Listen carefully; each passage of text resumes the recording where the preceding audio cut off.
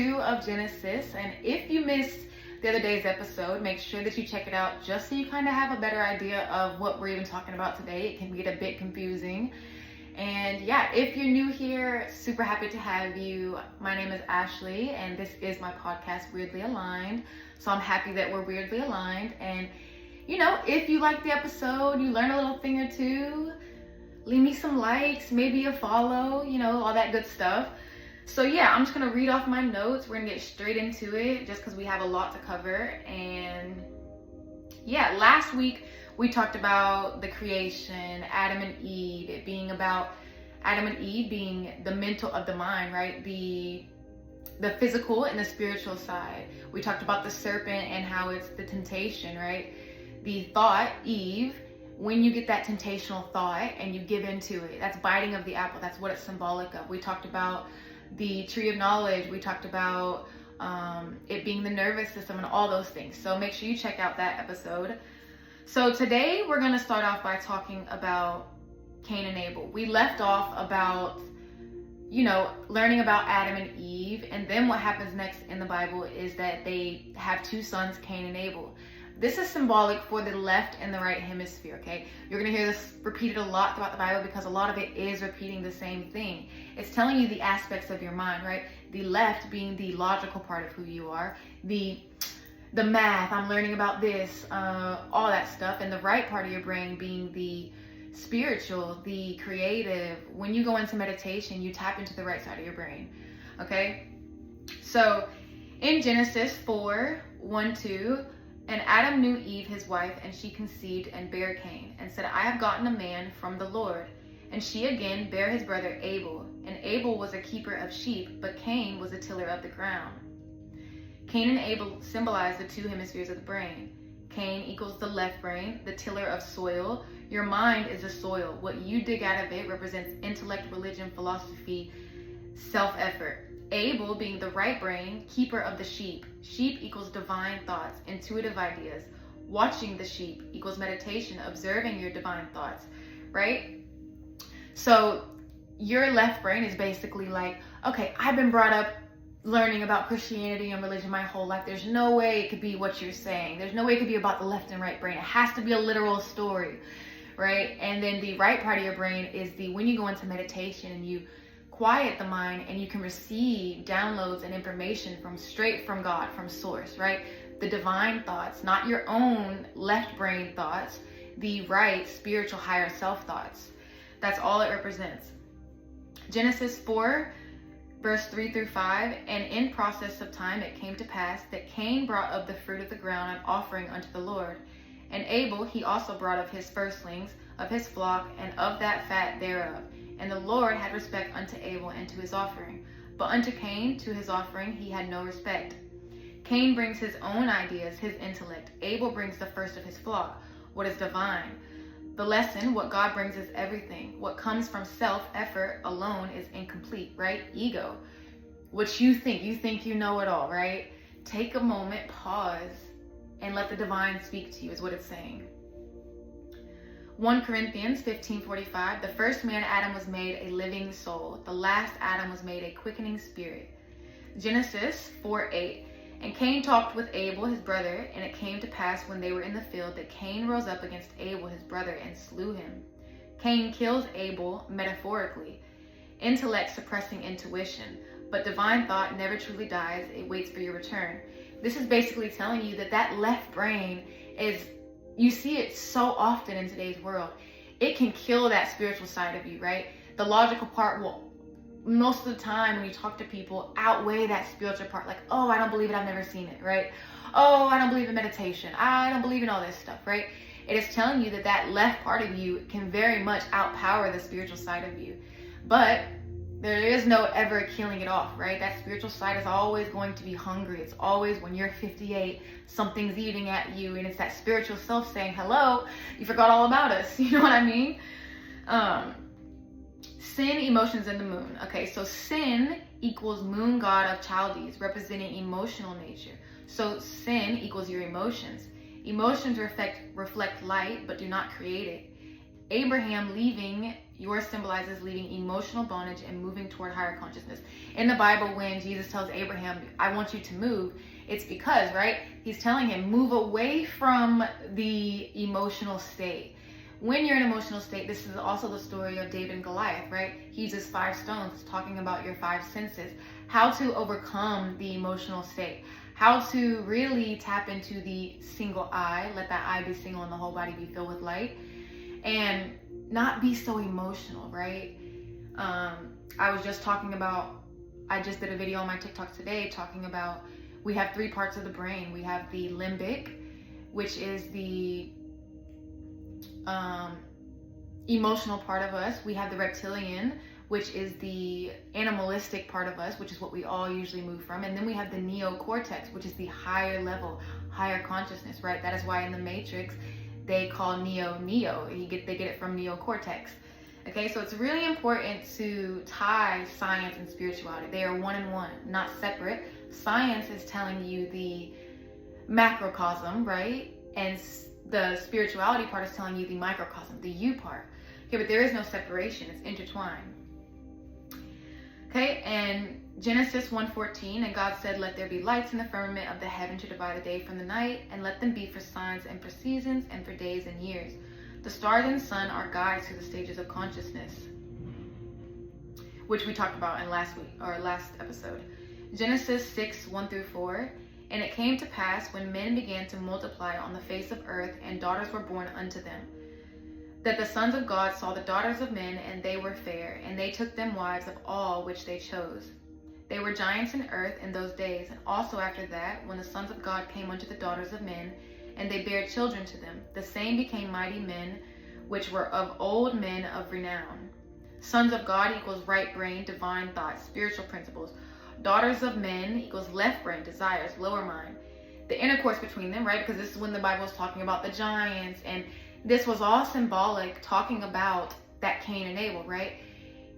Mixing the left and the right brain, having that intercourse go on, and thinking you know by trying to mix the logical with the spiritual, right? You can't do that.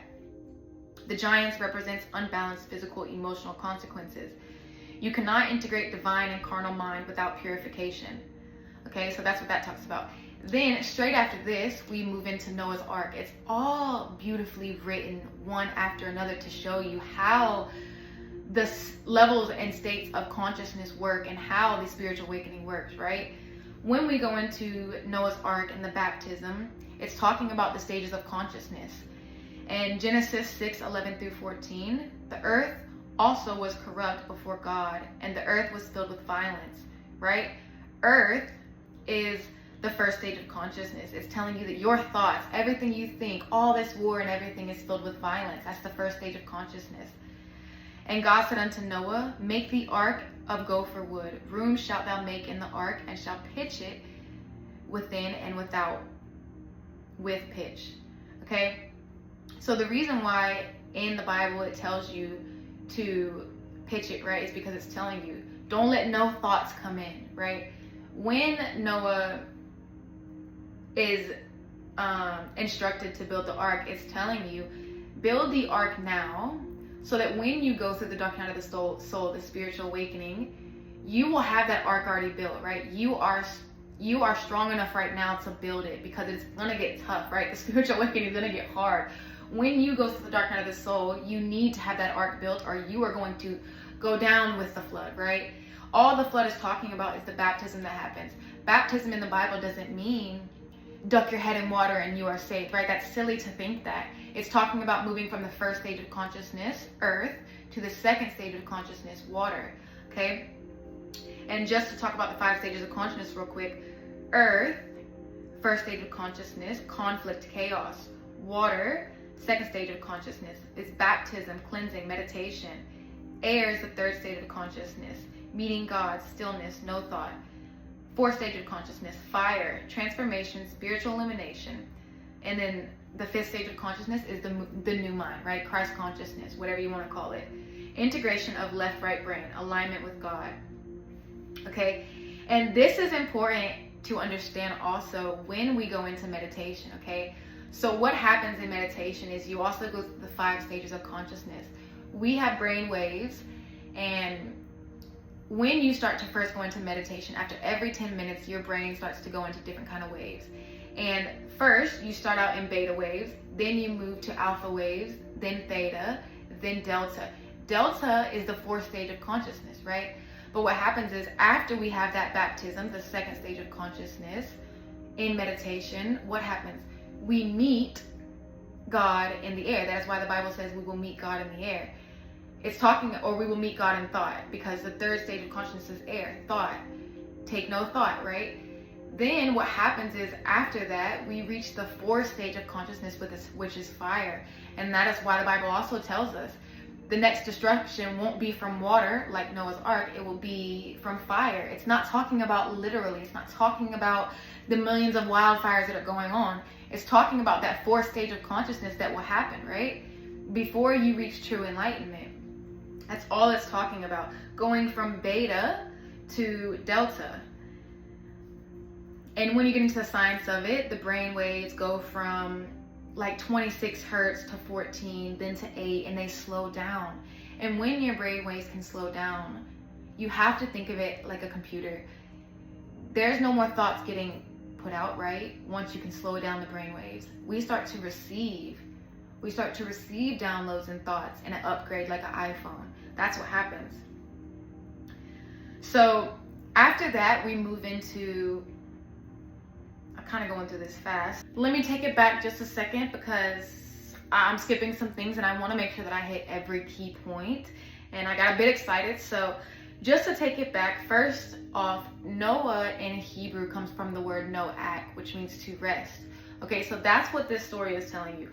Rest and go into meditation so that we can reach the second level of consciousness, the second stage of consciousness, right? And in chapter 7 of Genesis, it says, verse 2, of every clean beast thou shalt take thee by sevens, the male and his female, and of the beast they are not clean, by two, the male and his female. Listen to that carefully.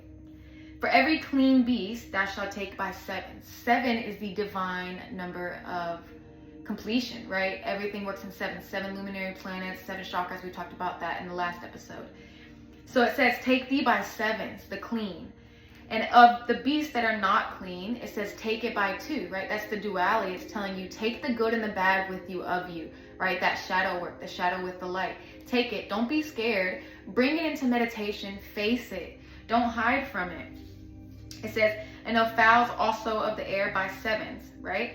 Anytime it's, and of fowls also of the air by sevens, the male and female, to keep seed alive upon the face of all earth. For yet 7 days, and I will cause it to rain upon the earth, 40 days and 40 nights.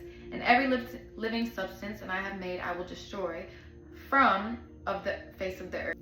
I know I was a little bit all over the place, but I hope that you get the point that the entire Bible is really teaching you to go within, to go into meditation, to seek Christ consciousness, to be more like Christ.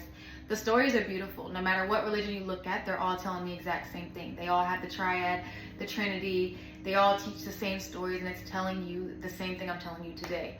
So I know today was a bit of a short episode compared to last week's episode, but we will have one more part 3 for Genesis before we move on past Genesis.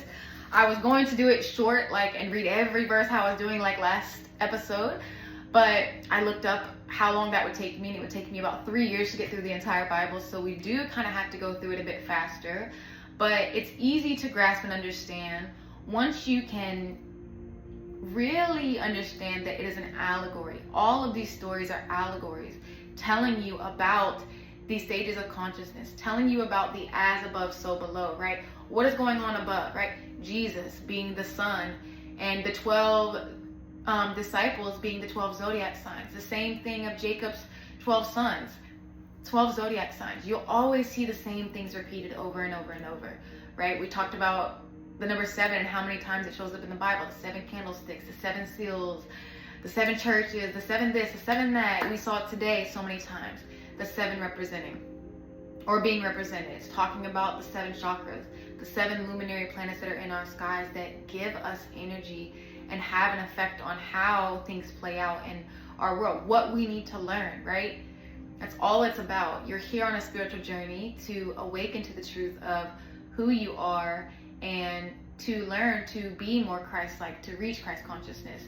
And I know that this is hard, and when you can start to look into this stuff, you can almost get scared, right? My grandparents are both preachers, and when I try to have these kind of conversations, my grandfather and me will talk, and then here comes my grandma like, oh, you're worshiping the devil, right? Like it's these kind of thoughts and these things from other people, right? That's why I said pinch the window so no thoughts can come through, because that's what it really takes. You have to shut out the noise and listen to your own intuition, your own inner guidance. And I'm not even telling you to listen to me.